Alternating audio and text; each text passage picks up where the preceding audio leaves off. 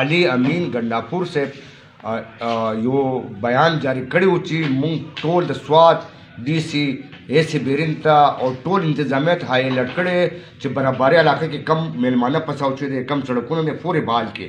اوس پورې دا د هغه خبرې نفي دی. نن کم امن جرګې مشران نن ته پریس کانفرنس وکړو، د هغې نفي دی.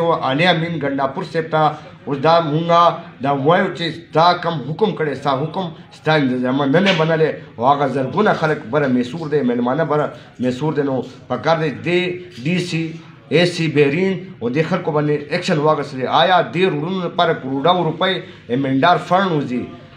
اپر سوات ډیولپمنټ اتھارټي وایي ما دومره خرچې وکړو، ما بلډوزر ولګول، ټیمې وایي ما ولګول، سینډپلې وایي ما ولګوله، بل یو مکمل هغه وایي ما ولګول، دا جی آر سی هلته کار کوي هغه ما ولګوله. اوس پورې دا یو موقعه دا وی کوي چې موږ روډ صفا کوو، روډ هلته بل صفا شوی نه دی.